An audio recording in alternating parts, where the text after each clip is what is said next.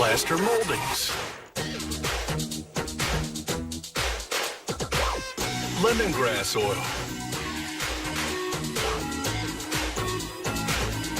and fly tying vices.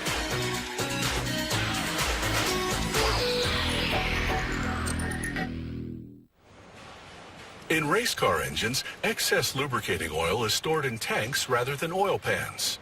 This prevents the oil from sloshing around during the race and causing drag on the crankshaft. With less drag, performance is increased, so these oil tanks are part of a winning strategy.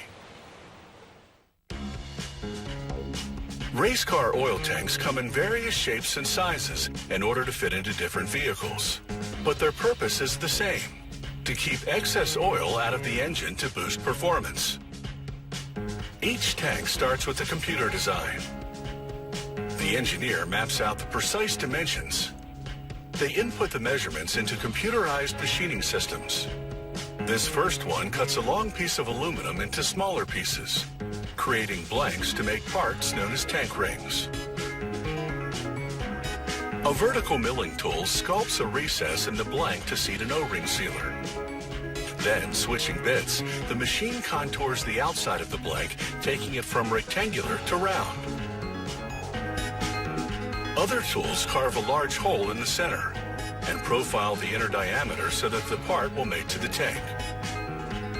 This ring is designed to be removable to access the tank for maintenance. Here's the blank before and after machining. Like powerful cookie cutters, computerized punches cut out numerous parts from an aluminum sheet. They include the oil tank body, the top, and other assembly pieces.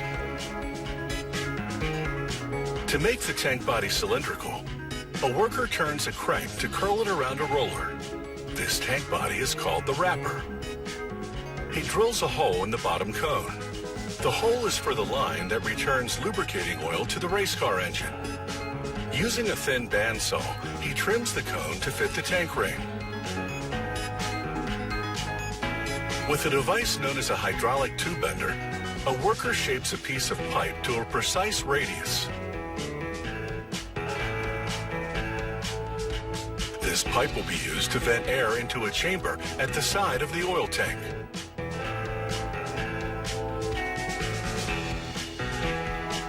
He trims the ends of the vent tube using a bandsaw.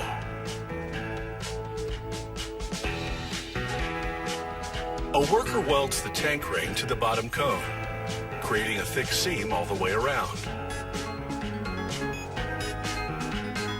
He then seals the seam of the cylindrical wrapper body and welds a top cap to a de-aerating baffle.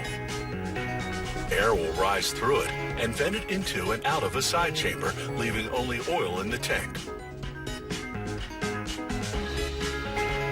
He slides the baffle into the wrapper body. He inserts the vent tube in a hole on the side of the tank. He fits an adapter ring to the upper lip of the tank and taps it down with a rubber mallet.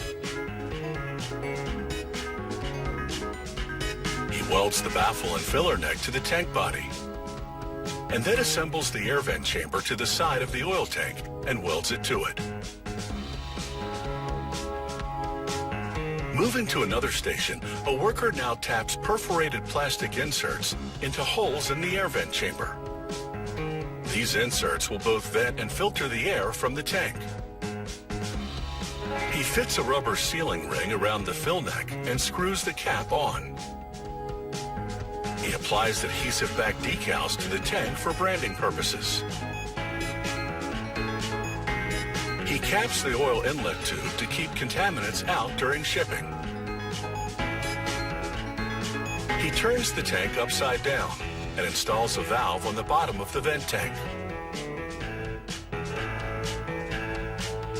He inserts a rubber O-ring into a groove on the base of the tank wall and tucks it into place all the way around.